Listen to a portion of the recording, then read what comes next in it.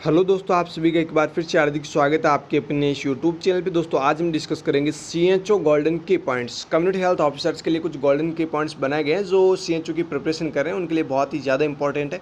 तो आप सभी इन सभी गोल्डन की पॉइंट्स को अच्छे से पढ़िए, अच्छे से याद कर लीजिए। आपकी आगामी एग्जाम्स में सीएचओ के एग्जाम्स में बहुत ज़्यादा हेल्प करेंगे।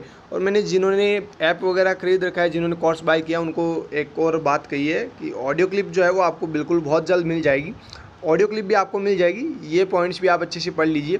ऑडियो क्लिप आपको ज़रूर मिल जाएगी हमारे ऐप के ऊपर। जिन्होंने ऐप अभी तक डाउनलोड नहीं किया है वो लिंक से डिस्क्रिप्शन दे रखी है, वहाँ से आप ऐप को डाउनलोड कर सकते हैं।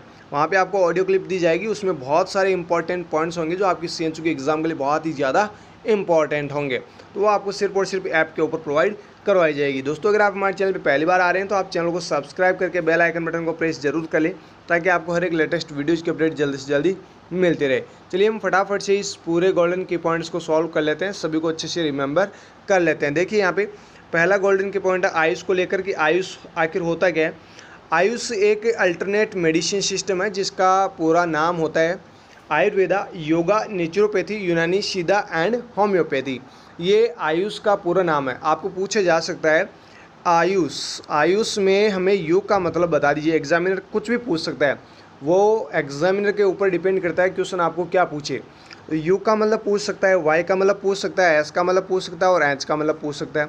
आगे देखिए Ayush word originated in NRHM. आपको ये भी पूछा जा सकता है जो आयुष वर्ड है वो किन्होंने ओरिजिनेट किया है, तो वहाँ पे एनएचएम, एनआरएचएम इस प्रकार से अलग अलग ऑप्शंस दिए जाएंगे, एमओएच, एफडब्ल्यू। तो आपको फिर वहाँ पे आंसर में क्या करना होगा, एनआरएचएम। एनआरएचएम के द्वारा आयुष वर्ड ओरिजिनेट किया गया है। अगला देखिए point, launched in 9 November 2014 by the Department of Ayush under the Ministry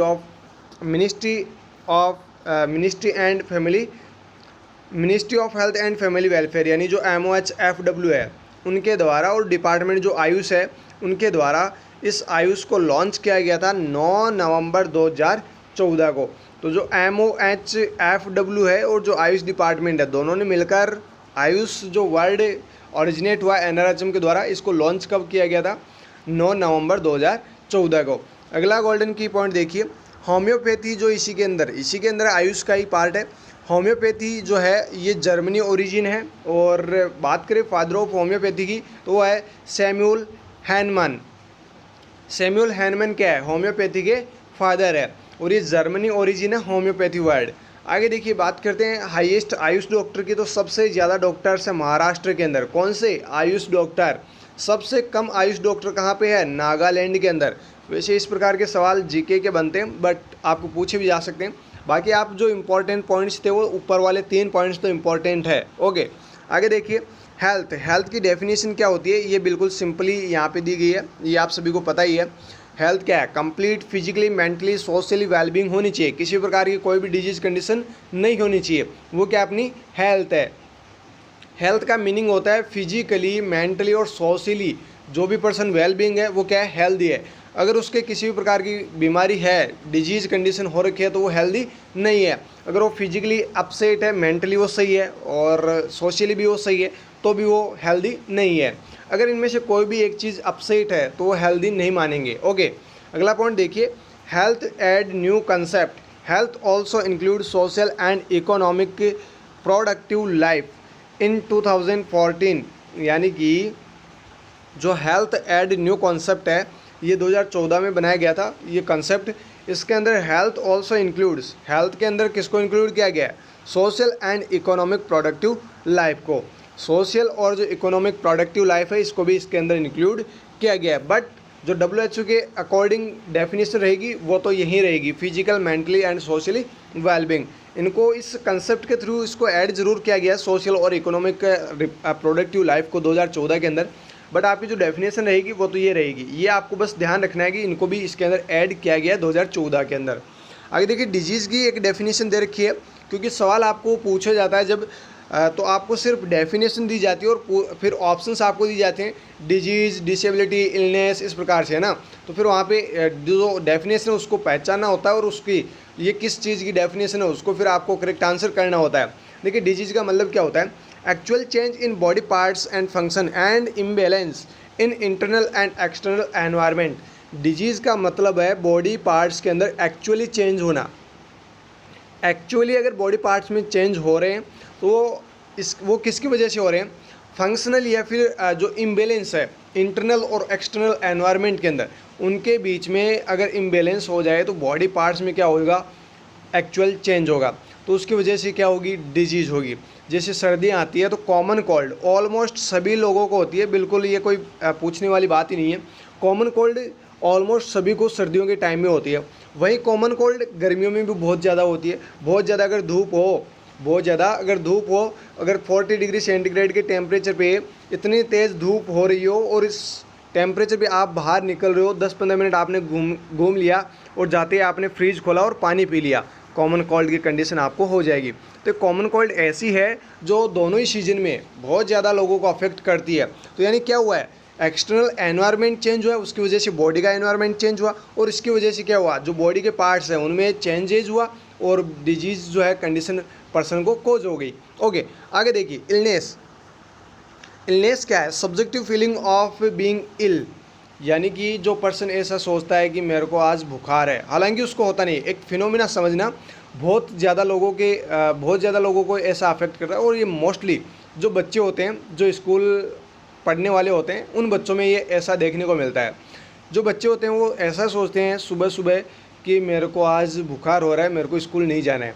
तो वो मतलब ऐसा उन्होंने तो सिर्फ थिंक किया है, बट वो सब्जेक्टिव फीलिंग उनको आती है कि सच में मैं आज बुखार मेरे हो गया है या फिर मैं बीमार हो चुका हूँ। तो वो जो सब्जेक्टिव फीलिंग होती है इलनेस होने की, उसको हम क्या बोलते हैं? इलनेस। वो इल होने की जो सब्जेक्टिव फीलिंग होती है उनको हम क्या बोलते हैं? इलनेस। आगे देखिए सिकनेस। और साथ ही ध्यान रखना, जो सब्जेक्टिव फीलिंग होती है वो क्या होती है? पर्सनल भी होती है। ओके, ये जो आगे देखिए सिकनेस क्या होती है? ऑब्जेक्टिव फीलिंग ऑफ बीइंग इल।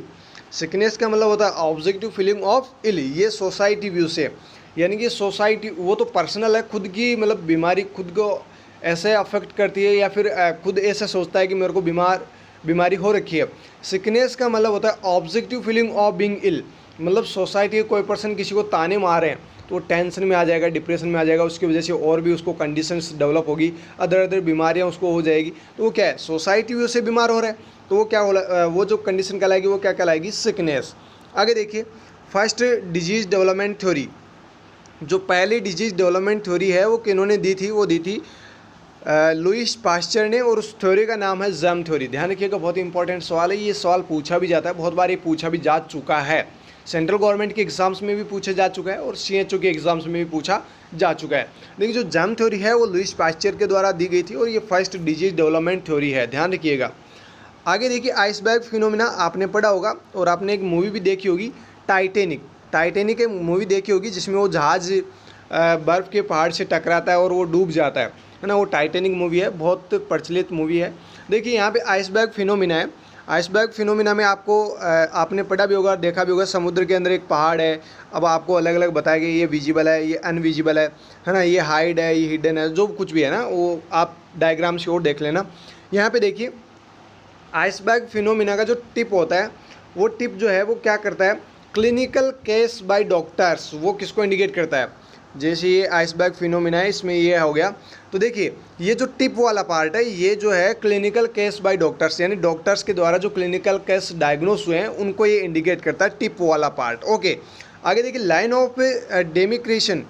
ये जो लाइन ऑफ डेमिक्रेशन है ये इंडिकेट करती है बॉर्डर लाइन केसेज को। एंड सबमर्ज्ड पोर्शन, ये जो अंदर छुपा हुआ पोर्शन है, ये सबमर्ज्ड पोर्शन है, ये सब क्लिनिकल हिडन केसेज है जिनका अभी तक पता नहीं है। जैसे HIV वगैरह हो सकता है ना, जिसका अभी तक किसी को पता नहीं चला है। 10 साल तक की उसकी वैलिडिटी, जो एड्स वगैरह होता है उसके 10 साल तक का इंक्यूबेशन पीरियड होता है, यानी बहुत लंबा खिंचता है वो। 10 साल तक पर्सन को पता नहीं होता है अपने को एड्स वगैरह हो रखा है। 10 साल बाद में उसके सिम्टम्स आने नजर आएंगे, उसके बाद में पता चलेगा कि इस पर्सन को क्या हुआ है, एड्स हुआ है। तो वो क्या होते हैं? सबमर्ज्ड पोर्शंस, यानी सब क्लिनिकल हिडन केसेज होते हैं। बस आपको आइसबर्ग फिनोमिना में ये समझना है, ये याद रखना है, टिप वाला जो पार्ट होता है वो क्लिनिकल केसेज को इंडिकेट करता है। लाइन ऑफ डेमिक्रेशन जो होता है वो बॉर्डर लाइन केसेज को इंडिकेट करता है और जो सबमर्ज्ड पोर्शन होता है वो सब क्लिनिकल हिडन केसेज को इंडिकेट करता है। आगे देखिए डिजीज एलिमिनेशन। डिजीज एलिमिनेशन से आप क्या समझते हैं या फिर इसकी डेफिनेशन आपको दी जा सकती है? डिजीज एलिमिनेशन का मतलब होता है removing of disease प्रोडक्टिंग agent from geographical area and country. कुछ मीनिंग जो स्पेलिंग मिस्टेक्स है वो हो सकती है, बट आपको समझना है। देखिए, डिजीज एलिमिनेशन का मतलब समझना है आपको। डिजीज एलिमिनेशन का मतलब होता है जो भी डिजीज़ प्रोडक्टिंग एजेंट होते हैं उनको जियोग्राफिकल एरिया और कंट्री से कंप्लीटली रिमूव कर देना, उसको कंप्लीटली रिमूव कर देना क्या कहलाता है? Disease elimination. जैसे पोलियो वगैरह है तो एलिमिनेट हो चुके हैं अपनी कंट्री इंडिया से, है ना, वो एलिमिनेट हो चुके हैं, वापस नहीं होंगे। और उसके प्रति जो है पोलियो की वैक्सीन वगैरह बना रखी है, वो बच्चों को इसीलिए दी जाती है ताकि फ्यूचर में इन इन बच्चों को पोलियो ना हो। वैसे डिजीज कंडीशन तो एलिमिनेट कब की हो चुकी है, बट इनको इन फ्यूचर ये कंडीशन डेवलप ना हो। जो भी वैक्सीन बनाई गई है वो प्रोटेक्ट करने के लिए बनाई गई है। तो डिजीज एलिमिनेशन का मतलब होता है कंप्लीटली जो भी डिजीज प्रोडक्टिंग एजेंट्स होते हैं उनको जियोग्राफिकल एरिया या फिर कंट्री से रिमूव करना क्या कहलाता है? Disease elimination. आगे देखिए, इसी के अंदर गोइनिया वर्म जो है इसका लास्ट केस फाइंड आउट हुआ था 1996 जोधपुर के अंदर। जोधपुर में 1996 में गोइनिया वर्म का लास्ट केस फाइंड आउट हुआ था और ये एलिमिनेट हो चुकी थी 2000 के अंदर, यानी इसको एलिमिनेशन घोषित कर दिया गया था कि ये कम्प्लीटली इंडिया से रिमूव हो चुकी है 2000 के अंदर। ओके, अभी बात करें लेप्रोसी की, तो लेप्रोसी जो है 2005 में एलिमिनेट हो चुकी थी। वैसे ही याज डिजीज़ जो है वो 2016 में एलिमिनेट हो चुकी थी। और जो पोलियो जिसकी मैं बात कर रहा हूँ, पोलियो जो है वो 2014 में कम्प्लीटली एलिमिनेट हो चुका था और WHO ने सर्टिफिकेट भी दे दिया था या फिर सर्टिफाई कर दिया था कि 2016 में कि हाँ कम्प्लीटली ऑल ओवर वर्ल्ड से पोलियो जो इंडिया है वहाँ से मतलब पोलियो जो है कम्प्लीटली एलिमिनेट हो चुका है। तो ध्यान रखिएगा, ये कुछ इंपॉर्टेंट डेट्स है, ये आपको पूछी जा सकती है। इसको नारू रोग कहते हैं हिंदी में, जो कि राजस्थान CHO में एग्जाम में पूछा गया था। राजस्थान CHO के एग्जाम में पूछा गया था नारू रोग, है ना। तो इस प्रकार से आपको पूछा जा सकता है और एलिमिनेशन को लेकर ही पूछा गया था। ओके, तो ध्यान रखिएगा, ये कुछ इंपॉर्टेंट डेट्स जो एलिमिनेशन की है। डिजीज़ इरेडिकेशन से क्या समझते हैं? डिजीज़ इरेडिकेशन का मतलब होता है complete removal of micro organism from whole world. Disease elimination का मतलब तो हो गया एक पर्टिकुलर जियोग्राफिकल एरिया या फिर एक पर्टिकुलर कंट्री से किसी डिजीज़ प्रोडक्ट जो भी एजेंट्स होते हैं उनको रिमूव करना। अब डिजीज इरेडिकेशन का मतलब क्या होता है? डिजीज इरेडिकेशन का मतलब है complete removal of micro organism from whole world, all over विश्व से कंप्लीटली माइक्रो ऑर्गेनिज्म को रिमूव करना क्या कहलाता है, या फिर मतलब रिमूव होना क्या कहलाता है? Disease eradication. इसके कुछ एग्जांपल्स देखते हैं। देखिए, small pox last case in India 1975 Bihar. देखिए, जो स्मॉल पॉक्स का लास्ट केस इंडिया के अंदर फाइंड आउट हुआ था वो 1975 में हुआ था और वो भी कहाँ पे? बिहार के अंदर। ध्यान रखना, ये इंपॉर्टेंट पॉइंट्स है, हर एक इंपॉर्टेंट यहाँ पे जो भी पॉइंट्स हो इंपॉर्टेंट है। इंडिया इरेडिकेशन, अब देखिए लास्ट केस 1975 के अंदर फाइंड आउट हो गया। अब बात करें इरेडिकेशन की। इरेडिकेशन का मतलब हो गया ऑल ओवर जो हमारा इंडिया कंट्री है, इस कंट्री से कम्प्लीटली इस डिजीज़ का जो है रिमूव होना। वो डेट आप यहाँ पे देख सकते हैं, 23 अप्रैल 1977। 23 अप्रैल 1977 को इंडिया से इरेडिकेट हो चुका था। लास्ट केस इसका वर्ल्ड के अंदर 1978 1978 के अंदर। इंडिया से तो ये 1977 को इरेडिकेट हो चुका था, बट फिर भी विश्व के अंदर तो ये प्रेजेंट था। विश्व को ऐसा तो है नहीं कि भाई इंडिया से कंप्लीट हो रहा है, बहुत बड़ा विश्व है ना। तो पूरे विश्व भर में एक लास्ट केस जो फाइंड आउट हुआ था 1978 के अंदर हुआ था। उसके बाद विश्व से ये जो स्मॉल पॉक्स है कम्प्लीटली इरेडिकेट कब हो गया था? मई 1980 के अंदर। तो ये कुछ इंपॉर्टेंट पॉइंट्स है, ये अच्छे से याद कर लीजिएगा। लास्ट केस विश्व में 1978 में आया था, इरेडिकेट पूरे विश्व से 1980 में।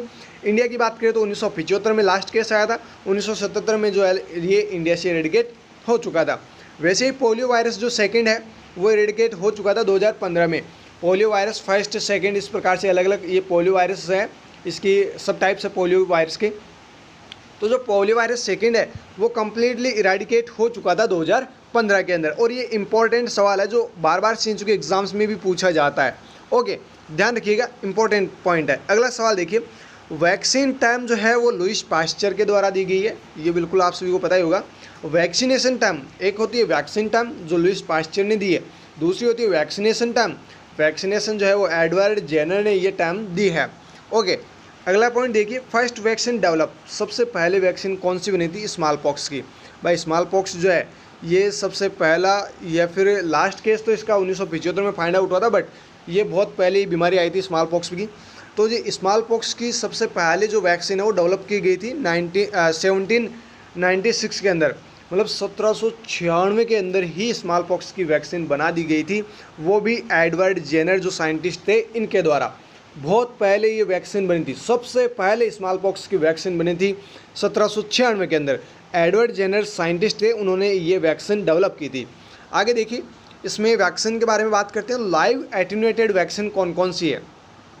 लाइव एटेन्यूएटेड वैक्सीन को लेकर सवाल आपको पूछा जाता है और 3 ऑप्शंस आपको किल्ड वैक्सीन के दिए जाते हैं और एक ऑप्शन जो है वो लाइव एटेन्यूएटेड वैक्सीन का दिया जाता है। अब जो यहाँ पे कुछ एग्जांपल्स दे रखे हैं, इनमें से कोई सा भी आपको एक एग्जांपल दिया जा सकता है। बहुत बार ऐसे सवाल पूछे जाते हैं, किल्ड वैक्सीन, लाइव वैक्सीन, इस प्रकार से, तो ध्यान रखिएगा, बहुत ही इंपॉर्टेंट है, चाहे सेंट्रल गवर्नमेंट एग्जाम हो चाहे CHO की एग्जाम हो। लाइव एटेन्यूएटेड वैक्सीन जो होती है वो बैक्टीरिया जनित भी होती है और वायरस जनित भी होती है, यानी वायरस और बैक्टीरिया दोनों से मिलकर बनाई जाती है। तो अलग अलग वो तो डिपेंड करता है, बैक्टीरियल कंडीशन है, डिजीज कंडीशन है कि वायरल डिजीज कंडीशन है। तो वो लाइव जो भी एटेन्यूएटेड वैक्सीन होती है वो बैक्टीरिया और वायरस दोनों से ही, जो मतलब लाइव होते हैं, जीवित जो वायरस और बैक्टीरियाज होते हैं उनसे ये बनाई जाती है। हालांकि उनकी जो डिजीज़ कॉज करने की जो कैपेसिटी होती है उसको तो मतलब न्यूट्रलाइज कर दिया जाता है, वो डिजीज़ कंडीशन तो कॉज नहीं कर पाते हैं, बट उनको बॉडी के अंदर एंटर करवा के उनके प्रति एंटीबॉडी जो है वो डेवलप करवा दी जाती है। क्या करवा दी जाती है? एंटीबॉडी। जैसे BCG है, OPV है, पोलियो यानी कि BCG का वैक्सीन लगाते हैं। ट्यूबरकुलोसिस का जो माइक्रो ऑर्गेनिज्म है, ट्यूबरकुलोसिस का जो माइक्रो ऑर्गेनिज्म है वो लाइव प्रेजेंट होता है इस वैक्सीन के अंदर, वो बॉडी के अंदर जाता है। हालांकि वो डिजीज़ कोज नहीं कर सकता। सबसे बड़ी बात यह कि उसको निष्क्रिय कर दिया जाता है, इनएक्टिव कर दिया जाता है। वो जो भी वायरस है, जो बैक्टीरिया है, वो डिजीज़ कंडीशन कोज नहीं कर पाएगा, वो बॉडी के अंदर जाएगा, बॉडी उसको पहचानेगी कि ये जो बैक्टीरिया है वो हमारी बॉडी के अंदर जो है आ चुका है, अब इसको कैसे डिस्ट्रॉय करना है, कैसे इसके प्रति एंटीबॉडी बनानी है। तो सारी प्रोसेस बॉडी के अंदर होती है और उसके प्रति एक खतरनाक एंटीबॉडी या उससे उस बैक्टीरिया से प्रोटेक्ट करने वाली एंटीबॉडी हमारी बॉडी के अंदर डेवलप हो जाती है। तो फिर वो जब भी उस बैक्टीरिया का इन्फेक्शन अपनी बॉडी में होता है या तो उस मतलब इन्फेक्शन को होने ही नहीं देती है ये एंटीबॉडी, पहले इसको किल कर देती है उस बैक्टीरिया को, है ना। तो इस प्रकार से ये मैकेनिज्म काम करती है यहाँ पे। अब देखते हैं लाइव एटेन्यूएटेड वैक्सीन के एग्जांपल्स। इसमें एक ट्रिक है, बॉय लव द क्राइम। भाई बॉय तो बॉय जो होते हैं, जो लड़के होते हैं, वो तो क्राइम से ही प्यार करेंगे, क्योंकि 80-20 लगा हुआ है चारों तरफ, है ना। तो क्राइम ही बढ़ेगा और क्या बढ़ेगा। बेरोजगारी अगर बढ़ रही है तो क्राइम ज़्यादा बढ़ रहा है, जैसे जैसे बेरोजगारी बढ़ रही है वैसे वैसे क्राइम ज़्यादा बढ़ रहे हैं। हर दिन ऐसी न्यूज़ आप पढ़ते होंगे न्यूज़पेपर के अंदर, आज यहाँ पे लूटपाट, आज यहाँ पे इसकी हत्या कर दी गई, आज यहाँ पे मर्डर, आज यहाँ पे गन चलाई गई। तो बहुत सारी ऐसी है ना न्यूज़ वगैरह आती रहती है। क्राइम की तरफ ही बढ़ेंगे, जैसे जैसे बेरोजगारी बढ़ेगी वैसे वैसे क्राइम बहुत ज़्यादा बढ़ेगा। देखिए यहाँ पे ये एक ट्रिक है, वैसे अपने को क्राइम की तरफ नहीं जाना है, अपने को बस ये पॉइंट्स समझने हैं, अपने को तो सिर्फ एग्ज़ाम में अपना सिलेक्शन लेना है। देखिए यहाँ पे बॉय लव द क्राइम, इस प्रकार से मतलब इस टाइम से आप याद रख सकते हैं लाइव एटेन्यूएटेड वैक्सीन को। B का मतलब हो गया BCG, O का मतलब हो गया OPV, Y का मतलब हो गया येलो फीवर, ये हो गया आपका बॉय। अब बात करते हैं लव द क्राइम। तो लव द में सिर्फ आपको यही याद करना है, लाइव टाइफॉइड। लाइव टाइफॉइड जो है वो लाइव एटेन्यूएटेड वैक्सीन होती है और इसके ये ओरली दी जाती है। इसकी अगर क्या बोलते हैं इसको, सब जो स्ट्रेन यानी जो वैक्सीन की जो स्ट्रेन है वो कौन सी है, TY21A, ये स्ट्रेन है TY21A। ध्यान रखिएगा, ये भी कभी कभार पूछ ली जाती है कि लाइव एटेन्यूएटेड वैक्सीन का एग्जाम्पल आपको बताना है और ये स्ट्रेन आपको दे दी जाए तो फिर आप कंफ्यूज हो जाते हैं। कंफ्यूज नहीं होना है, लाइव टाइफॉइड की ये स्ट्रेन है जो कि लाइव एटेन्यूएटेड वैक्सीन के अंतर्गत आती है। आगे देखिए क्राइम के अंदर, C का मतलब हो गया चिकन पॉक्स, R का मतलब हो गया रूबेला, I का मतलब हो गया इन्फ्लुएंजा, M का मतलब हो गया measles and mumps, next E का मतलब हो गया एंडेमिक टाइफस। तो ये कुछ एग्जांपल्स है जो लाइव एटेन्यूएटेड वैक्सीन के हैं। ध्यान रखिएगा, यहाँ से सवाल बार बार पूछे जाते हैं। आगे देखिए किल्ड वैक्सीन। किल्ड वैक्सीन्स जो बनाई जाती है वो बैक्टीरिया और वायरस को मार के बनाई जाती है, इनको किल करके बनाई जाती है। अब इसके एग्जाम्पल की बात करें तो जापान की खीर से आप याद कर सकते हैं इसको। जापान का मतलब हो गया जापानीज़ एनसेफेलाइटिस, की का मतलब हो गया किल्ड इन्फ्लुएंजा, और जो खीर और बची है उसमें के का मतलब हो गया केसनर फॉरेस्ट डिजीज़, एच का मतलब हो गया हेपेटाइटिस बी, आई का मतलब हो गया आईपीवी, आर का मतलब हो गया रेबीज। तो ये कुछ किल्ड वैक्सीन्स है जो बैक्टीरिया और वायरस को किल करके बनाई जाती है। ध्यान रखिए यहाँ पे जो एक टाइम दी गई आपको जापान की खीर, इससे आप याद कर सकते हैं अच्छे से। तो ये कुछ किल्ड वैक्सीन के एग्जाम्पल यहाँ से भी सवाल पूछे जाते हैं। अब बात करते हैं टॉक्सॉइड वैक्सीन की। तो दो टॉक्सॉइड वैक्सीन होती है, एक डिप्थीरिया टॉक्सॉइड, एक होती है टिटनस टॉक्सॉइड। जैसे कि यहाँ पे आप देख सकते हैं प्रिपेयर्ड फ्रॉम बैक्टीरियल टॉक्सिन, इनको प्रिपेयर किया जाता है बैक्टीरियल टॉक्सिन, जो भी बैक्टीरियाज होते हैं उनके टॉक्सिन से इनको बनाया जाता है। जैसे डिप्थीरिया टॉक्सिन, टिटनस टॉक्सॉइड, ये दो एग्जांपल्स टिटनस टॉक्सॉइड वैक्सीन के हो गए। आगे देखिए cellular fragment vaccine. Next vaccine है cellular fragment vaccine. Vaccine are prepared from bacterial cellular fragment, जो बैक्टीरियल सेलुलर फ्रेगमेंट है, जैसे सेलुलर फ्रेगमेंट का मतलब हो गया cell wall, nucleus, protein material, जो सेल का प्रोटीन मटेरियल है या फिर सेल का जो न्यूक्लियस है या फिर सेल वॉल है, उनसे जो वैक्सीन प्रिपेयर किया जाता है उन वैक्सीन को कहा जाता है सेलुलर फ्रेगमेंट वैक्सीन। ध्यान रखिएगा, आपको इम्पोर्टेंट ये पॉइंट है जो आपको पूछा जा सकता है। आपको यहाँ पे एग्जाम्पल भी दिए गए हैं, meningococcal vaccine and pneumococcal vaccine. ये दोनों ही वैक्सीन कौन सी वैक्सीन है? Cellular fragment vaccine. बहुत इंपॉर्टेंट सवाल है। आगे देखिए कंबाइंड वैक्सीन। कंबाइंड वैक्सीन का मतलब हो गया 2-3 डिजीज़ कंडीशन की एक ही प्रोडक्ट के अंदर मतलब 2-3 डिजीज़ की वैक्सीन डेवलप हो गई। जैसे एमएमआर वैक्सीन आती है, डीपीटी वैक्सीन आती है, वो 3-3 डिजीज़ कंडीशन से प्रिवेंट करती है। तो ये क्या है? ये क्या हो गई? Combined vaccine. तो कंबाइंड वैक्सीन में क्या होता है कि 2-3 जो भी डिजीज़ कंडीशन है उनसे प्रोटेक्ट करने के लिए 2-3 वैक्सीन, मतलब 2-3 डिजीज़ कंडीशन को प्रोटेक्ट करने वाली एक ही वैक्सीन डेवलप कर दी जाती है, वो होती है कंबाइंड वैक्सीन, जैसे DPT and MMR. Pentavalent vaccine भी इसी का एग्जाम्पल है। Pentavalent vaccine is a vaccine that contains 5 antigen, जैसे diphtheria, pertussis, tetanus and hepatitis B and influenza. जो हीमोफिलस इन्फ्लुएंजा टाइप बी है वो भी इसी के अंतर्गत आता है। इस प्रकार से ये 5 जो वैक्सीन्स यानी 5 जो डिजीज़ कंडीशन से प्रोटेक्ट करने वाली वैक्सीन है वो एकमात्र वैक्सीन है और उसका नाम है पेंटावेलेंट वैक्सीन। वैक्सीन एक है बट ये 5 डिजीज़ कंडीशन से अपने को प्रोटेक्ट करती है। तो ध्यान रखिएगा, बहुत ही इंपॉर्टेंट सवाल है और पेंटावेलेंट वैक्सीन को लेकर पूछा जाता है, बहुत बार ये सवाल पूछा जा चुका है।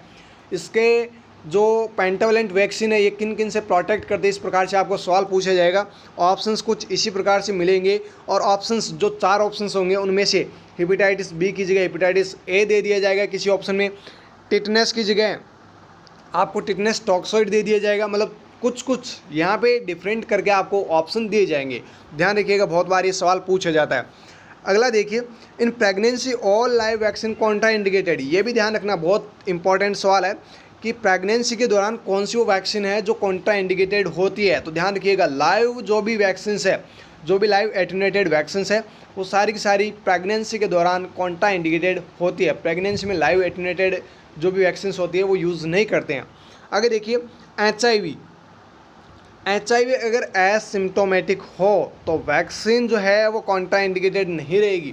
मतलब किसी पर्सन को HIV हुआ है और उसमें किसी प्रकार के सिम्टम्स नहीं आ रहे हैं तो उस पर्सन को हम वैक्सीन दे सकते हैं। या फिर मान लो किसी बच्चे को HIV है, मान लीजिए HIV हो चुका है बच्चे को और अब उस बच्चे में किसी प्रकार के कोई सिम्टम नज़र नहीं आ रहे हैं तो उस बच्चे को हम वैक्सीन दे सकते हैं, वो कॉन्ट्रा इंडिकेटेड नहीं है। लेकिन अगर HIV किसी बच्चे को हुआ है या फिर किसी पर्सन को हुआ है और उसमें सिम्टम्स नज़र आ रहे हैं HIV के, तो उस पर्सन में लाइव वैक्सीन कॉन्ट्रा इंडिकेटेड होती है। ध्यान रखिएगा, बहुत ही इंपॉर्टेंट सवाल है जो बार बार कम्पिटिटिव एग्जाम्स में पूछा जाता है। लाइव एटेन्यूएटेड जो वैक्सीन है वो कॉन्ट्रा इंडिकेटेड कब होगी? जब HIV के पेशेंट में सिम्टम्स नज़र आएंगे। अगर एसिम्टोमेटिक है तो लाइव वैक्सीन जो भी है वो आप लगा सकते हैं। अगला पॉइंट देखिए, child with active neurological disorder है। अगर बच्चे में एक्टिव कोई न्यूरोलॉजिकल डिसऑर्डर है, जैसे सीजर्स वगैरह आ रहे हैं या फिर कोई और जो भी न्यूरोलॉजिकल कंडीशंस डेवलप हो रखी है, अगर ये कंडीशन डेवलप हो रखी है तो देखिए control no contraindicated. Control, अगर ये जो न्यूरोलॉजिकल डिसऑर्डर जो है वो कंट्रोल में है, मतलब ऐसा नहीं कि अनकंट्रोल्ड बार बार सीजर्स वगैरह आ रहे हैं या फिर बार बार न्यूरोलॉजिकल डिसऑर्डर जो है वो बच्चे के ऊपर हावी हो रहा है, अगर ये मतलब कंट्रोल के अंदर है, जैसे सीजर्स आ रहे हैं 1 दिन में 2 बार आ रहे हैं उसका फ़िक्स टाइम है। जैसे मान लीजिए कि 10 बजे से 11 बजे के बीच में आ रहे हैं सुबह, और शाम को 5 बजे से 6 बजे के बीच में आ रहे हैं। इस प्रकार से मतलब कंट्रोल में वो, अभी तक वो कंट्रोल में, अनकंट्रोल नहीं है। तो अगर वो कंट्रोल है तो कंडीशन मतलब जो आप परट्यूसिस की वैक्सीन दे रहे हैं वो कॉन्ट्रा इंडिकेटेड नहीं है इस बच्चे के अंदर। अगर वो अनकंट्रोल्ड है, जैसे मान लीजिए न्यूरोलॉजिकल डिसऑर्डर में सीजर्स, मान लीजिए बच्चे को सीजर्स आ रहे हैं 10-11 बजे भी आ रहे हैं, 10 बजे भी आ रहे हैं, 12 बजे भी आ रहे हैं, 2 बजे भी आ रहे हैं, 4 बजे भी आ रहे हैं, तो ये क्या है, अनकंट्रोल्ड है, फिक्स नहीं है। अब ये आज तो इस टाइम पे आए और कल जो है ये 10 बजे आ गई, फिर 1 बजे आ गई, फिर 4 बजे आ गई, फिर 7 बजे आ गई, तो मतलब अनकंट्रोल्ड है। तो इस कंडीशन में फिर परट्यूसिस जो है वो वैक्सीन कॉन्ट्रा इंडिकेटेड होगी। अगर न्यूरोलॉजिकल डिसऑर्डर कंट्रोल में है तो ये परट्यूसिस वैक्सीन कॉन्ट्रा इंडिकेटेड नहीं है, बच्चे को हम लगा सकते हैं। अगर ये अनकंट्रोल्ड है तो परट्यूसिस कॉन्ट्रा इंडिकेटेड होगी, वैक्सीन नहीं लगानी है। अगला पॉइंट देखिए, patient with corticosteroid and immunotherapy. अगर पेशेंट कॉर्टिकोस्टेरॉइड पे चल रहा है या फिर इम्यूनोथेरेपी ले रहा है तो उस पर्सन में लाइव एटेन्यूएटेड वैक्सीन जो है वो कॉन्ट्रा इंडिकेटेड होगी। उस पर्सन को लाइव एटेन्यूएटेड वैक्सीन हम नहीं दे सकते। बहुत सारे ऐसे बच्चे होते हैं जिनको कंजेनाइटल प्रॉब्लम्स होती है या फिर आफ्टर डिलीवरी उनको प्रॉब्लम्स, प्री टर्म बेबी जो होते हैं उनमें कुछ ना कुछ दिक्कत होती है, तो उनको कॉर्टिकोस्टेरॉइड्स दिया जाता है। तो उन बच्चों में लाइव जो भी एटेन्यूएटेड वैक्सीन्स है वो नहीं देनी चाहिए, यानी ये कॉन्ट्रा इंडिकेटेड होती है। ध्यान रखिएगा, बहुत इंपॉर्टेंट सवाल है। इम्यूनोथेरेपी और कॉर्टिकोस्टेरॉइड वाले पर्सनस को लाइव जो भी वैक्सीन्स होती है वो नहीं दी जानी चाहिए। अगला पॉइंट देखिए, इन्फ्लुएंजा एडवर्स रिएक्शन। अगर इन्फ्लुएंजा वैक्सीन किसी पर्सन को लगाए तो इसकी वजह से कौन सा साइड इफेक्ट देखने को मिल सकता है, और उस साइड इफेक्ट का नाम है GBS। बहुत इंपॉर्टेंट सवाल है ये। वैसे इम्यूनाइजेशन से जो भी यहाँ पे सवाल आ रहे हैं, जो भी पॉइंट्स आ रहे हैं, ये बहुत इंपॉर्टेंट है। देखिए, जो इन्फ्लुएंजा वैक्सीन है वो जो साइड इफेक्ट कॉज करती है वो कॉज करती है GBS, गुलेन-बार सिंड्रोम। अगला पॉइंट देखिए, OPV एडवर्स रिएक्शन। अगर OPV किसी पर्सन को दे रहे हैं और उसकी वजह से अगर साइड इफेक्ट अराइज हो तो कौन सा होगा, तो आपको ध्यान रखना है vaccine associated paralytic polio. OPV की वजह से जो साइड इफेक्ट होगा वो कौन सा होगा, vaccine associated paralytic polio. MMR adverse reaction, ये भी इंपॉर्टेंट है, बहुत इंपॉर्टेंट पॉइंट्स है सारे के सारे। MMR की वजह से कौन सा साइड इफेक्ट होगा, TSS, टॉक्सिक शॉक सिंड्रोम, बहुत ही ज़्यादा इंपॉर्टेंट है ये। ओके, GBS वाला, TSS वाला, ये तो इंपॉर्टेंट है, बहुत ज़्यादा इंपॉर्टेंट है। ओके, आगे देखिए, 2 live vaccine can be given symmetrical and different route. ध्यान रखिएगा, जब 2 वैक्सीन एक साथ में दी जाती हो, यानी 2 लाइव वैक्सीन एक साथ में दी जाती हो, तो हम सिमेट्रिकली मतलब उसको यूज़ कर सकते हैं, लेकिन रूट अपने को चेंज करना पड़ेगा। आपने देखा होगा जब बच्चों को BCG की, हेपेटाइटिस B की और जो OPV की जो भी मतलब डोज वगैरह जब भी लगाई जाती है, 8 बर्थ पे जब 2 डोज लगाते हैं एक साथ में लाइव वैक्सीन की, तो एक तो पैर में लगाते हैं, एक तो मतलब फुट में लगा देते हैं, या फिर फिट आप बोल दीजिए ना, और एक जो है वो हैंड में लगाते हैं। क्यों, मतलब डिफरेंट जो है रूट इनमें यूज़ करना होता है। लाइव वैक्सीन जब भी लगाई जाती है, 2 वैक्सीन अगर आप एक साथ लगा रहे हैं तो एक रूट पे आप नहीं लगा सकते, एक ही जगह आप दोनों लाइव वैक्सीन नहीं लगा सकते। उसकी वजह से बहुत ज़्यादा कॉम्प्लिकेशंस या फिर बहुत ज़्यादा कंडीशन जो है बच्चे की ख़राब हो सकती है। तो इसलिए दोनों वैक्सीन को अलग अलग रूट से लगाया जाता है। देखिए, 1 live and 1 killed vaccine can be given symmetrically with different route. वो तो वही बात है कि लाइव वैक्सीन लगा दो, चाहे फिर लाइव के साथ में आप किल्ड वैक्सीन लगा रहे हैं, तो भी आपको डिफरेंट रूट तो यूज़ करना ही करना पड़ेगा। ऐसा नहीं कि लाइव वैक्सीन भी पैर से लगा दी और किल्ड वैक्सीन भी पैर में लगा दी, ऐसा नहीं होगा ना, ध्यान रखिएगा। आगे देखिए, most live vaccine single dose produce immunity except OPV। Most of जितने भी लाइव वैक्सीन्स है उनकी सिंगल डोज क्या प्रोड्यूस करती है, इम्यूनिटी प्रोड्यूस करती है, एक्सेप्ट एक को छोड़कर, और कौन सी है वो, OPV को छोड़कर बाकी सभी जो भी लाइव वैक्सीन्स है वो इम्यूनिटी प्रोड्यूस करती है। उसकी सिंगल डोज, उन सभी लाइव वैक्सीन्स की सिंगल डोज इम्यूनिटी प्रोड्यूस करती है OPV को छोड़कर। ओके, ध्यान रखिएगा, बहुत ही इंपॉर्टेंट सवाल यहाँ से बनता है। एक्सेप्ट को लेकर आपको एक्सेप्ट से मतलब क्वेश्चन ये पूछा जा सकता है। अगला देखिए point, minimum 4 week gap should be maintained between 2 dose. ये तो आप सभी को पता ही होगा कि 4 सप्ताह का या फिर 1 महीने का गैप जो है वो 2 डोज के बीच में रखना चाहिए। आगे देखिए, first BCG vaccine 1921 by M bovis जो है ये साइंटिस्ट थे, इन्होंने सबसे पहले BCG की वैक्सीन बनाई थी 1921 के अंदर। देखिए आगे, mycobacterium bovis is a slow growing aerobic bacterium and the causative agent of tuberculosis in cattle. गाय, बैल, मवेशी जो भी डोर है ना, मतलब हिंदी में भी दे रखा है, अगर आप कैटल से नहीं समझते हैं तो it is related to mycobacterium tuberculosis the bacterium which causes tuberculosis in humans. देखिए बहुत ही इंपॉर्टेंट सवाल यहाँ से ये भी पूछा जाता है, बीसीजी वैक्सीन लगा रहे हैं तो बीसीजी वैक्सीन क्यों लगा रहे हैं, ये किस बीमारी से अपने को प्रोटेक्ट करेगी, तो सवाल का आंसर कर देना ट्यूबरक्लोसिस।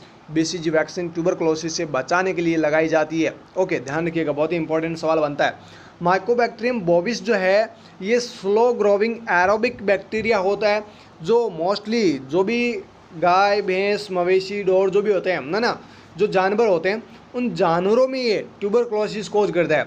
अगर जानवर में मान लीजिए गाय या फिर भैंस के अंदर ये ट्यूबरक्लोसिस एंटर कर गया और उनमें ट्यूबरक्लोसिस कोज हो गया, तो उनसे क्या मिलता है, मतलब उनसे जो मिल्क लेते हैं, ह्यूमन बीइंग जो भी होते हैं वो उनसे मिल्क वगैरह लेते हैं और मिल्क जो है उनका कंजप्शन करते हैं, बहुत ज़्यादा कंजप्शन करते हैं, तो उस मिल्क में वो माइकोबैक्टीरियम जो है वो प्रेजेंट अगर हो गया और मिल्क के थ्रू अगर आ गया तो ह्यूमन बीइंग के अंदर क्या करेगा, वो माइकोबैक्टीरियम ट्यूबरक्लोसिस जो है वो ट्यूबरक्लोसिस ह्यूमन बीइंग के अंदर भी कॉज करेगा।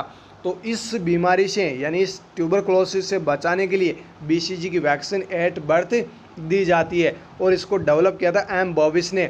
और माइकोबैक्टीरियम बोविस जो है ये जो भी जानवर होते हैं इनमें ट्यूबरक्लोसिस कॉज करता है। ओके, और जो ह्यूमन बींग्स होते हैं उनमें माइकोबैक्टीरियम ट्यूबरकुलाई पढ़ा होगा आपने, है ना, इसका पॉजिटिव एजेंट ह्यूमन बींग्स में माइकोबैक्टीरियम ट्यूबरकुलाई। अगर आपको सवाल पूछ लिए तो ध्यान रखना कि जो भी कैटल्स होते हैं उनमें माइकोबैक्टीरियम जो बोविस है ये कॉज करता है ट्यूबरकुलोसिस। अगला पॉइंट देखिए, WHO BCG strain use, WHO ने BCG का स्ट्रेन यूज़ किया है, उसका नाम है दानिश 1331, दानिश 1331। ध्यान रखिएगा, बहुत इंपॉर्टेंट है, ये भी सवाल पूछा जाता है। BCG वैक्सीन डाइल्यूट, ये सवाल तो सेंट्रल गवर्नमेंट में भी पूछा जाता है, सेंट्रल गवर्नमेंट की जब भी एग्ज़ाम होती है उन एग्ज़ाम्स में भी पूछा जाता है कि जो BCG वैक्सीन है उसको किस में डाइल्यूट करते हैं। वहाँ पे आपको डिस्टिल्ड वाटर भी ऑप्शन में दिया जाता है, NS भी दिया जाता है, DNS भी दिया जाता है, D5 या फिर और जो भी ऑप्शंस आपको दिए जाए, है ना, तो वहाँ पे आपको आंसर में करना है NS, नॉर्मल सलाइन के अंदर हमेशा हमेशा ध्यान रखना। ओके, अगला पॉइंट देखिए, dilute BCG vaccine used within 4 hour, जो भी BCG वैक्सीन आपने डाइल्यूट किया है NS के साथ में, इसको विद इन 4 आवर आपको यूज़ करनी होती है।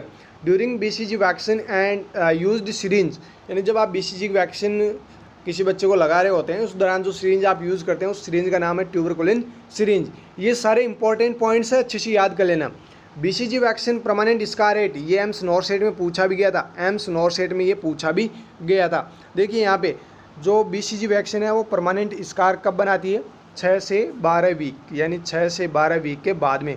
अगर BCG की वैक्सीन आज लगी है तो 6 से 12 वीक के बाद में उसमें उस बच्चे के परमानेंट स्कार जो है वो लेफ्ट हैंड में बन जाएगा। ओके, आगे देखिए next point, amount of BCG, amount कितना क्या रखते हैं, एट बर्थ पे 0.05 ml जो है ये डोज लगाई जाती है बच्चों को। अगर 1 महीने से ज़्यादा समय हो गया है या फिर 1 महीने की बजाय आपको 4 वीक ऑप्शन में दे दिया जाए, क्योंकि आपको 1 महीने मैंने बता दिया और एग्ज़ाम में आपको 4 वीक ऑप्शन में दे दिया या फिर क्वेश्चन में दे दिया, तो फिर आप कंफ्यूज हो जाएंगे और आप कहेंगे कि सर आपने ये तो बताया ही नहीं था। भाई समझने की कोशिश करो, 1 महीने में 4 वीक होते हैं। देखिए 4 वीक है तो 1 महीना, तो 1 महीने से ज़्यादा अगर बच्चा हो गया या फिर 4 वीक से ज़्यादा का बच्चा हो गया तो उस बच्चे को BCG की 0.1 ml वैक्सीन लगानी है। ओके, ध्यान रखिएगा, बहुत इंपॉर्टेंट है। आगे देखिए, रूट ऑफ BCG किस रूट से लगाते हैं, इंट्राडर्मल रूट से हम लगाते हैं और लेफ्ट जो डेल्टॉइड एरिया है वहाँ पर ये वैक्सीन एडमिनिस्टर की जाती है, यानी कि लेफ्ट डेल्टॉइड एरिया से आप ध्यान रखना इंट्राडर्मली ये वैक्सीन यूज़ की जाती है। ये route, amount, BCG vaccine scar कब बनाती है, डाइल्यूट करने के बाद कब तक यूज़ लेते हैं, सिरिंज कौन सी यूज़ लेते हैं, ये सारे के सारे पॉइंट्स आपको अच्छे से याद कर लेने हैं। देखिए नेक्स्ट, BCG वैक्सीन कॉम्प्लिकेशन, इसकी वजह से कॉम्प्लिकेशन क्या हो सकते हैं, अगर किसी बच्चे को लगाइए तो उस बच्चे में अल्सर फॉर्मेशन हो सकता है, लिम्फ एडिनोपैथी, ये 2 कंडीशन जो है ये हो सकती है उस बच्चे के अंदर। ओके, कॉम्प्लिकेशन के तौर पे। आगे देखिए, measles vaccine develop, measles vaccine जो है वो डेवलप की जाती है चिक एम्ब्रियो सेल से। चिक एम्ब्रियो सेल से बनने वाली वैक्सीन कौन सी है, सवाल आपको पूछा जा सकता है। आंसर में करना मिजल्स वैक्सीन, मिजल्स वैक्सीन जो है वो चिक एम्ब्रियो सेल से बनाई जाती है। WHO मीजल स्ट्रेन यूज, WHO ने जो मीजल स्ट्रेन यूज़ की है या फिर इस स्ट्रेन के बारे में बताया वो है एडमोंटस जगरब। एडमोंटस जगरब जो है इस स्ट्रेन के बारे में WHO ने बताया था। मतलब WHO में जो एडमोंटस जो जगरब है, इस प्रकार से एक स्ट्रेन आती है मिजल्स की वैक्सीन की, ये स्ट्रेन यूज़ ली जाती है। आगे देखिए measles vaccine dilute, measles vaccine को किस में डाइल्यूट करते हैं, ये भी सवाल आपको पूछा जा सकता है। तो स्टेराइल वाटर या फिर डिस्टिल्ड वाटर, यहाँ पर आप स्टेराइल वाटर या फिर डिस्टिल्ड वाटर कर सकते हैं अपना आंसर। ओके, तो यहाँ पे ध्यान रखिएगा मिजल्स वैक्सीन जो है वो डाइल्यूट की जाती है डिस्टिल्ड वाटर या स्टेराइल वाटर के अंदर, और BCG की वैक्सीन NS के साथ में डाइल्यूट करते हैं। ये भी जो है डाइल्यूट वैक्सीन, जो डाइल्यूट मिजल्स वैक्सीन है, इसको 4 घंटे के अंदर अंदर यूज़ करना होता है। बात करें अमाउंट की, तो अमाउंट 0.5 ml यहाँ पे यूज़ किया जाता है। मिजल्स की डोज की बात करें तो 2 डोज लगाई जाती है। बार बार ये भी सवाल पूछा जाता है कि मिजल्स की कितनी डोज लगाते हैं बच्चों को, ध्यान रखिएगा 2 डोज लगाते हैं, और ये कब कब लगाते हैं ये भी सवाल पूछा जाता है। और सबसे ज़्यादा इंपॉर्टेंट जो सवाल है वो ये पूछा जाता है कि मिजल्स की पहली वैक्सीन कब लगाई जाती है। ध्यान रखिएगा, इंपॉर्टेंट सवाल बनता है। फर्स्ट वैक्सीन मिजल्स की लगती है 9 महीने पे, जब बच्चा 9 महीने का हो जाता है उस दौरान मिजल्स की वैक्सीन लगाई जाती है। सेकेंड जो वैक्सीन होती है ये लगाई जाती है 16 से 24 महीने पे। ओके, रूट की बात करें तो ये सब क्यूटेनियस रूट से हम लगाते हैं, राइट अपर आर्म के अंदर ये वैक्सीन लगाई जाती है। Measles vaccine protection life long, ये मिजल्स वैक्सीन होती है, ये लाइफ लॉन्ग प्रोटेक्शन देती है, ध्यान रखिएगा, बहुत ही इंपॉर्टेंट है। और मिजल्स का कॉम्प्लिकेशन जो मैंने अभी आपको बताया है TSS टॉक्सिक शॉक सिंड्रोम। आगे देखिए DPT vaccine, DPT vaccine it is present liquid form not store in freezer, ये लिक्विड फॉर्म में प्रेजेंट होती है और इसको फ्रीज करने की ज़रूरत नहीं होती है। ओके, ध्यान रखिएगा, इसको फ्रीज करने की ज़रूरत नहीं होती है। कौन सी वैक्सीन को? DPT वैक्सीन को। देखिए DPT की अमाउंट या फिर DPT वैक्सीन जब लगाते हैं तो अमाउंट जो यूज़ करते हैं वो 0.5 ml यूज़ करते हैं। DPT रूट या फिर DPT वैक्सीन को लगाने का जो रूट है वो कौन सा होता है? इंट्रामस्कुलरली, एंटीरियर लेटरल थाई से DPT वैक्सीन लगाई जाती है। DPT की डोज की बात करें तो 5 टोटल डोज लगती है DPT की। पहली डोज 6 वीक पे लगती है, दूसरी डोज 10 वीक पे, तीसरी डोज 14 वीक पे और चौथी डोज 16 से 34 वीक पे, 16 से 24 महीने पे, और पाँचवीं डोज जो लगती है वो 5 से 6 साल के ऊपर। तो इस प्रकार से DPT की 5 डोज अलग अलग, ये भी ध्यान रखना 5 डोज लगती है और कब कब लगती है ये भी ध्यान रखना। आगे देखिए DPT वैक्सीनेशन में प्रोड्यूस फीवर, बिल्कुल DPT की वैक्सीन जब लगाई जाती है तो बच्चों को पैरासीटामोल की सिरप या फिर पैरासीटामोल की टैबलेट जो है वो ज़रूर दी जाती है, क्योंकि ये जो वैक्सीन है ये कॉज करती है फीवर, यानी इसकी वजह से फीवर ज़रूर होगा बच्चों को। Manage PCM and home management करें या फिर पैरासीटामोल से इसको ठीक करने के लिए पैरासीटामोल बच्चों को ज़रूर दें, जिससे कि बच्चों के जो फीवर आ रही है उसको कंट्रोल किया जा सके। तो जब भी ध्यान रखना, बहुत बार ये सवाल पूछा जाता है कि DPT की वैक्सीन, मान लीजिए आपके पास में एक बच्चा आया है और उस बच्चे को DPT की वैक्सीन लगानी है और आपने DPT की वैक्सीन जो है इंट्रामस्कुलर रूट से आपने लगा दी है, मतलब इस प्रकार से घुमा फिरा के बहुत बड़ा सवाल आपको करके फिर पूछा जाएगा। अब बताइए कि उस बच्चे को आपने पैरासीटामोल दी है, ये क्यों दी है?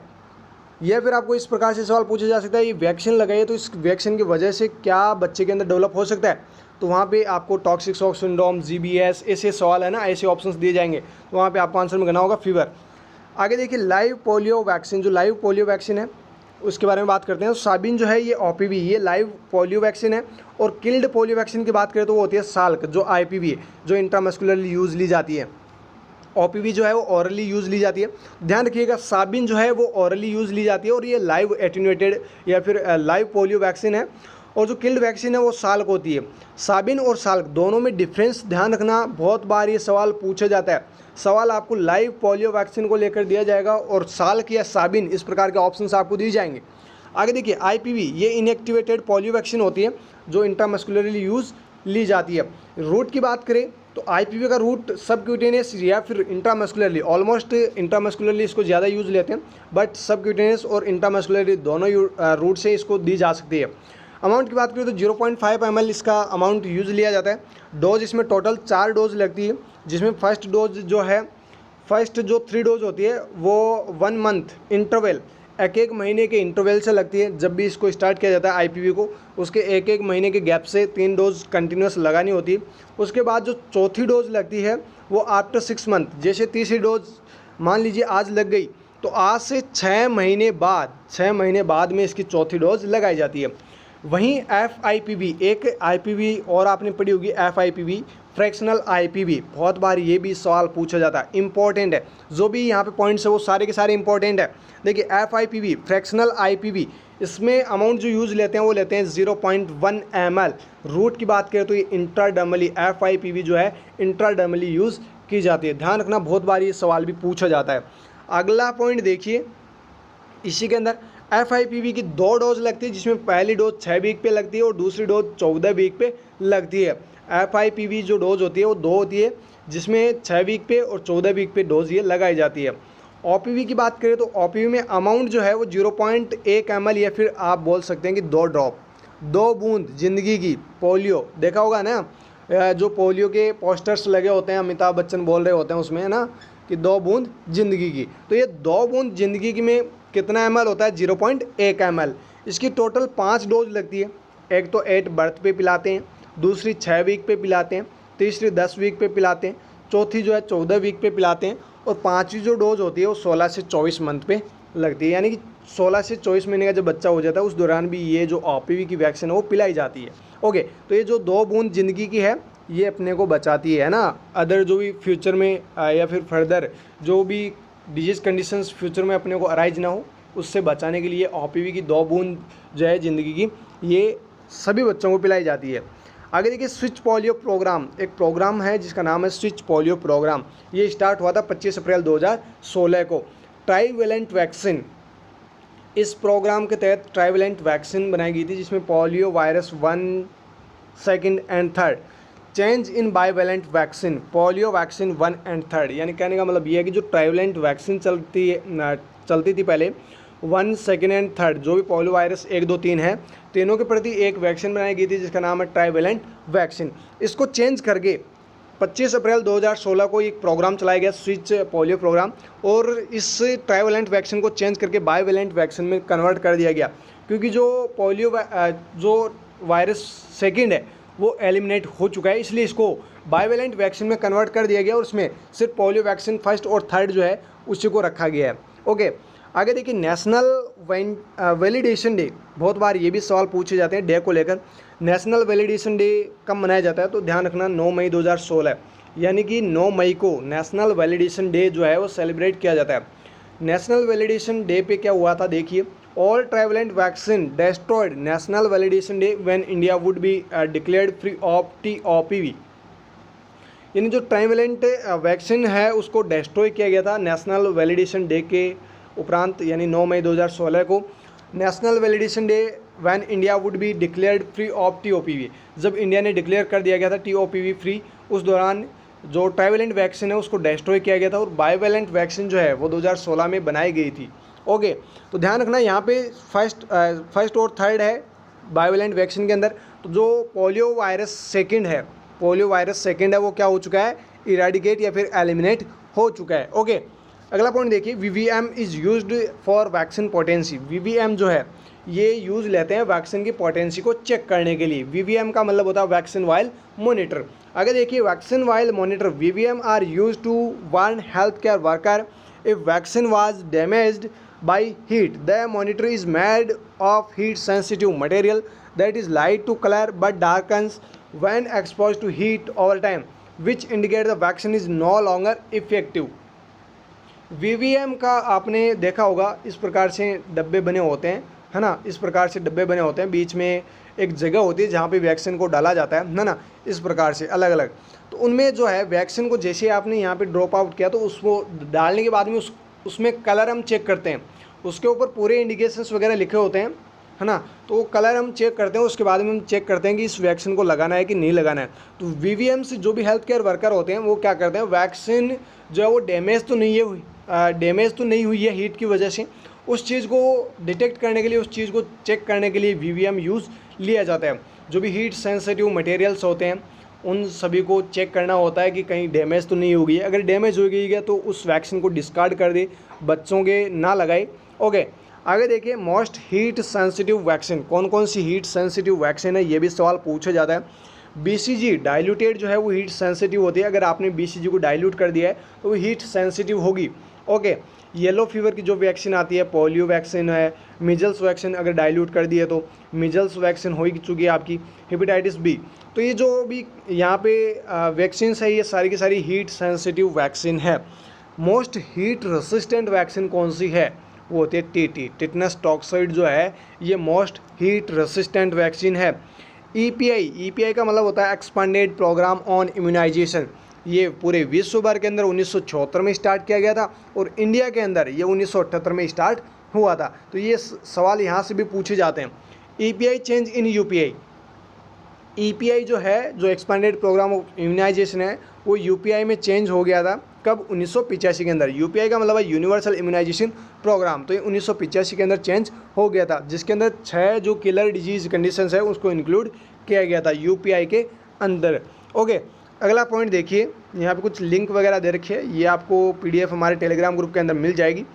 मिशन इंद्रधनुष, मिशन इंद्रधनुष 25 दिसंबर 2014 को स्टार्ट किया गया था, हरियाणा से स्टार्ट हुआ था और इसमें 7 जो किलर डिजीज़ है उसको इंक्लूड किया गया था। 6 किलर डिजीज़ यूपीआई के अंतर्गत है, 7 किलर डिजीज़ मिशन इंद्रधनुष जो चलाया गया है इसके अंतर्गत है। मिशन इंद्रधनुष 2014 देकर भी आपको पूछे जा सकता है और पूरी डेट भी आपको देकर पूछी जा सकती है। अगला पॉइंट देखिए, इंटेंसिफाइड इंद्रधनुष प्रोग्राम, इंटेंसिफाइड इंद्रधनुष प्रोग्राम फिर से चलाया गया। ये 8 अक्टूबर 2017 को स्टार्ट हुआ था। आशा वर्क प्रमोट, और इस प्रोग्राम के तहत जो भी आशा के वर्क है उनको प्रमोट किया गया। More than 7 killer disease include, और इस प्रोग्राम के तहत 7 से ज़्यादा डिजीज़ कंडीशंस को इसके अंदर इंक्लूड किया गया। जो वैक्सीन्स है वो 7 से ज़्यादा डिजीज़ कंडीशंस पे इफेक्टिव हो, उन सभी को इसके अंदर इंक्लूड किया गया। अगला पॉइंट देखिए, प्राइमरी प्रेगनेंसी टीटी गाइडलाइन, यानी जो टिटनस की जो वैक्सीन या फिर टिटनस का जो इंजेक्शन लगता है प्रेगनेंसी के दौरान, उसकी गाइडलाइन क्या कहती है, ये भी इम्पोर्टेंट सवाल है। लेटेस्ट गाइडलाइन जो कहती है उसमें ये कहा गया है कि 2 डोज जो है प्रेगनेंसी के दौरान लगनी चाहिए। ओके, जो पहली डोज लगती है वो एज सून एज पॉसिबल या फिर एज अर्ली एज पॉसिबल, जैसे ही पता चलता है कि ये महिला प्रेग्नेंट हो चुकी है, प्रेगनेंसी कन्फर्म होते ही महिला को टीटी की वैक्सीन लगवा लेनी चाहिए। जो टिटनस का वैक्सीन है वो लगवा लेना चाहिए। दूसरी डोज कब लगवानी चाहिए, सवाल तो ये भी होगा। तो वो जो सवाल होगा उसका आपको राइट आंसर करना होगा 1 मंथ गैप, या फिर आपको ऑप्शन में दे दे 4 वीक। अभी मैंने आपको पहले भी बताया था, कन्फ्यूज़ बिल्कुल भी नहीं होना है। 1 महीना या फिर 4 वीक बोल दे, एक ही बात है। 4 वीक का मिनिमम गैप होना चाहिए, फिर 1 महीने का बीच में गैप होना चाहिए। मोस्टली जो सेकेंड डोज लगती है वो 3rd ट्राइमेस्टर के दौरान लगती है, बट अगर चाहे जो भी प्रेग्नेंट लेडी जो है वो अगर चाहे तो 1 महीने बाद में दूसरी डोज भी लगवा सकती है। ओके, आगे देखिए, मल्टीग्रेविड ऑफ प्रेगनेंसी विथ 3 ईयर्स, अगर मल्टीग्रेविड ऑफ प्रेगनेंसी और 3 साल या फिर तीसरी बार उसने प्रेगनेंसी कंसीव किया, 3 साल बाद में उसने प्रेगनेंसी कंसीव की है, मल्टीग्रेविड ऑफ प्रेग्नेंट है, तो उसमें किस प्रकार की या फिर किस प्रकार से टिटनस की जो वैक्सीन है वो लगाई जाएगी। If first pregnancy 2 dose TT completed with in 8 month only booster dose TT is given, अगर पहली बार जब इसने प्रेगनेंसी कंसीव की थी उस दौरान दोनों डोज जो है टीटी की कम्प्लीटली इन्होंने लगवा ली है विद इन 8 मंथ, यानी 8 महीने के अंदर, तो उसको 2 डोज लगाने की ज़रूरत नहीं है, सिर्फ उसको 1 डोज लगानी है, और वो कौन सी, टीटी बूस्टर डोज। ओके, ध्यान रखिएगा, ये इंपॉर्टेंट सवाल है जो बार बार पूछे जाते हैं। अगला पॉइंट देखिए, इन्फेंट विटामिन ए डोज, बच्चों को जो विटामिन ए की डोज पिलाई जाती है वो कितनी क्या पिलाई जाती है, वो आज हम डिस्कस करने वाले हैं। देखिए, 1 लाख इंटरनेशनल यूनिट या फिर 1 ml जो इन्फेंट्स होते हैं उनमें विटामिन ए की जो पहली डोज पिलाई जाती है वो 1 लाख इंटरनेशनल यूनिट पिलाई जाती है। और कब, ये मीजल्स के साथ में, यानी कि 9 महीने पे विटामिन ए की पहली डोज पिलाई जाती है। ध्यान रखिएगा, बहुत बार ये सवाल भी पूछा जाता है। More than 1 year baby vitamin A dose, देखिए 9 महीने का है, मतलब 1 साल से कम का है, तो उसको 1 लाख इंटरनेशनल यूनिट जो है वो विटामिन ए की डोज दी जाती है। और जब 1 साल से ज़्यादा का हो जाता है तो 2 लाख इंटरनेशनल यूनिट जो है ये 2 ml जो है इन्फेंट को विटामिन ए की डोज दी जाती है। अब देखिए, विटामिन ए की डोज और अमाउंट, टोटल 9 डोज पिलाई जाती है, और टोटल अमाउंट की बात करें तो 17 लाख इंटरनेशनल यूनिट जो है बच्चे को विटामिन ए की डोज दी जाती है टोटल इन 9 डोज के अंदर। तो सवाल ये भी बनता है, पूछा जा सकता है, एग्जामिनर कुछ भी पूछ सकता है। ओके, आगे देखिए इसके अंदर जो 9 डोज दी जाती है वो कैसे कैसे दी जाती है। 9 महीने पे जो पहली वैक्सीन या फिर जो मतलब पहली जब आप विटामिन ए की डोज देते हैं वो 1 लाख इंटरनेशनल यूनिट देते हैं। उसके बाद में जितनी भी डोज होगी वो सारी की सारी कितनी होगी, 2 लाख इंटरनेशनल यूनिट। यहाँ पे देखिए सिर्फ आपको ये देखना है कि सेकंड जो डोज देंगे वो 18 महीने पे, तीसरी डोज 24 महीने पे, चौथी डोज 30 महीने पे, पाँचवीं डोज 36 महीने पे, छठी जो डोज होगी वो 42 महीने पे, सातवीं 48 महीने पे, आठवीं 54 महीने पे और जो नौवीं होगी वो 60 महीने पे। यानी इनमें आपने एक चीज़ कॉमन देखी होगी, 6 महीने का 6 महीने का जो है गैप है। कितने महीने का गैप है? 6 महीने का। 23 से 36, 36 से 42, तो इस प्रकार से 18 से 24, तो मतलब 6 महीने का गैप है। तो ये तो आपको पता चल गया है कि विटामिन ए की जो डोज दी जाती है वो कितने महीने से, पहली और दूसरी डोज के बीच में गैप कम यानी ज़्यादा है, 9 महीने का है। बाकी जितनी भी डोज दी जाती है उनमें कितने महीने का गैप रखना चाहिए? 6 महीने का। 6 महीने का गैप रखा जाता है। 2 लाख इंटरनेशनल यूनिट यानी 1 साल के बाद में जब बच्चे को जो भी डोज दी जाती है उनमें गैप कितना होना चाहिए? 6 महीने का। तो ये इंपॉर्टेंट सवाल आपको पूछा जा सकता है। पोलियो वैक्सीन स्टोरेज की बात करें तो पोलियो की जो वैक्सीन होती है उनको स्टोर करते हैं शॉर्ट टाइम के लिए, 2 से 8 डिग्री टेम्परेचर पे हम इनको स्टोर कर सकते हैं। मतलब +8 डिग्री सेंटीग्रेड पे हम कुछ समय के लिए शॉर्ट टाइम पीरियड के लिए हम पोलियो वैक्सीन को स्टोर कर सकते हैं। अगर लॉन्ग टाइम लंबे समय तक इसको रखना है तो -20 टू -40 डिग्री सेंटीग्रेड पे इनको रखना होगा। येलो फीवर जो वैक्सीन है इसको हम स्टोर करते हैं -30 डिग्री से लेकर +5 डिग्री सेंटीग्रेड, मतलब -30 से लेकर +5 डिग्री सेंटीग्रेड तक इसको हम स्टोर करके रख सकते हैं। ऑल जो भी वैक्सीन है उनको स्टोर किया जाता है +2 से +8 डिग्री सेंटीग्रेड पे। बाकी जितने भी वैक्सीन बच गई हैं उनको +2 से +8 डिग्री सेंटीग्रेड पे हम स्टोर करके रख सकते हैं। डाइल्यूट वैक्सीन स्टोरेज, अगर डाइल्यूट हमने वैक्सीन को डाइल्यूट कर लिया जैसे मीजल्स और BCG, तो इनको +2 टू +8 डिग्री सेंटीग्रेड या फिर रूम टेम्परेचर पर हम इनको रख सकते हैं। Vitamin A, no cold storage, only room temperature. Vitamin A को किसी भी स्टोरेज में रखने की ज़रूरत नहीं है, इसको रूम टेम्परेचर पे हम रख सकते हैं। ओके, आगे देखिए रीजनल लेवल पे जो स्टोरेज सिस्टम होता है उसको हम बोलते हैं वॉक इन कोल्ड रूम, जिसका टेम्परेचर होता है +2 टू +8 डिग्री सेंटीग्रेड। ध्यान रखिएगा रीजनल लेवल पे आपको क्वेश्चन पूछा जा सकता है कि रीजनल लेवल पे जो स्टोरेज सिस्टम होता है उसका क्या नाम है। वॉक इन कोल्ड रूम आपको बताना है, इसका टेम्परेचर ये होता है। और वॉक इन फ्रीजर जो होता है ये भी रीजनल लेवल पे होता है, इसका टेम्परेचर -20 टू -40 डिग्री सेंटीग्रेड होता है।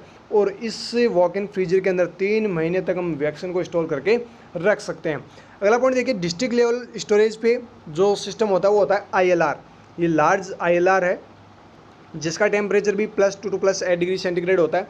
ये IL जो फ्रीजर होता है इसमें टेम्परेचर -20 टू -40 डिग्री भी होता है, जिसमें 1 महीने तक हम वैक्सीन को स्टोर करके रख सकते हैं। PSC लेवल पे जो स्टोरेज सिस्टम होता है वो भी ILR होता है, लेकिन डिस्ट्रिक्ट लेवल पे मतलब लार्ज ILR होता है और PSC लेवल पे स्मॉल ILR होता है। इसमें जो टेम्परेचर होता है वो सिर्फ और सिर्फ +2 टू +8 डिग्री सेंटीग्रेड होता है। इसमें हम सिर्फ और सिर्फ 1 महीने तक हम स्टोर करके रख सकते हैं। आगे देखिए vaccine carrier and day carrier, जो वैक्सीन कैरियर होते हैं और जो डे कैरियर होते हैं उनमें हम वैक्सीन को 48 से 72 घंटे तक स्टोर करके रख सकते हैं। ये भी इंपॉर्टेंट सवाल बनता है वैक्सीन कैरियर और डे कैरियर को लेकर। और सबसे ज़्यादा वैक्सीन फेल्योर या फिर वैक्सीन स्टोरेज फेल्योर का अगर रिस्क रहते हैं तो वो कहाँ पर रहते हैं? सब सेंटर पे। अगला पॉइंट देखिए, the failure of cold chain system maximum at sub centre और पेरिफेरल लेवल, जो कि यहाँ पे पॉइंट आ ही चुका है। कोल्ड चेन सिस्टम के सबसे ज़्यादा फेल होने के चांसेस होते हैं सब सेंटर और पेरिफेरल लेवल पे। आइस पैक की कैपेसिटी जो होती है, जो आइस पैक होते हैं जब वैक्सीन कैरियर के अंदर वैक्सीन डाल के लेके जाते हैं उसमें आइस पैक भी लगाते हैं, तो आइस पैक की जो कैपेसिटी होती है उसमें जो वाटर भरा होता है वो 320 से 350 ml वाटर होता है, जो बिल्कुल पूरी तरह से कोल्ड फ्रीज के अंदर कोल्ड करके उसके बाद में यूज़ लिया जाता है, वो आइस पैक्स होते हैं। इसके बाद आती है देखिए कमेटी के कुछ यहाँ पे एग्जांपल्स दे रखे हैं, कब बनी है वो सारी चीज़ें देख लेते हैं। बॉर कमेटी 1946 में बनी थी, इसको हेल्थ सर्वेंट डेवलपमेंट कमेटी भी कहते हैं। नहीं, हेल्थ सर्वेंट डेवलपमेंट कमेटी के नाम से किसको जाना जाता है, ये बार बार सवाल पूछे जाते हैं। बॉर कमेटी को 3 मिलियन प्लान इसी कमेटी की देन है और लॉन्ग टर्म प्लान इसी कमेटी की देन है। आगे देखिए मुदलियार कमेटी 1962 में बनी थी और इसको हेल्थ सर्वेंट प्लानिंग कमेटी भी कहा जाता है। अगला पॉइंट देखिए, चड्डा कमेटी 1963 में बनी थी also known is study on necessary arrangements to maintenance phase of national malaria eradication programme. जो नेशनल मलेरिया इरेडिकेशन प्रोग्राम है, इसके मेंटेनेंस के बारे में इसमें स्टडी की गई चड्ढा कमेटी के अंदर। नेक्स्ट पॉइंट देखिए, मुखर्जी कमेटी, ये 1965 और 66 को बनी थी। ये पॉइंट सब अच्छे से याद कर लेने हैं। जंगलवाला कमेटी जो है 1967 में बनी थी, इसको committee on integration of health service के नाम से भी जाना जाता है। अगला पॉइंट देखिए, करतार सिंह कमेटी 1973 में बनी थी, इसको multipurpose worker under family planning committee भी कहा जाता है, या फिर मल्टीपर्पज़ वर्कर कमेटी भी इसको कहा जाता है। आगे देखिए, श्रीवास्तव कमेटी 1975 में बनी थी और इसको medical education and support group के नाम से भी जाना जाता है।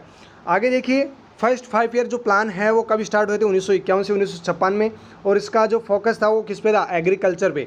फर्स्ट 5 ईयर प्लान 1951 से 1956 में बने थे और इनका जो फोकस था वो एग्रीकल्चर पे था। लास्ट जो 5 ईयर प्लान था वो 12वां था, 2012 से लेकर 2017। अभी जो चल रहा है वो 13वां 5 ईयर प्लान चल रहा है। ओके, तो फोकस जो था इसका लास्ट 5 ईयर प्लान का वो था health education and growth and development rate increases. और जो करंटली जो अभी चल रहा है वो 13वां प्लान चल रहा है, 5 ईयर प्लान। ये 2017 से 2022 तक, यानी इस साल तक चलेगा अभी। उसके बाद अगले साल नया जो है हेल्थ प्लान, जो 5 ईयर प्लान है वो डेवलप हो जाएगा, यानी बनाया जाएगा।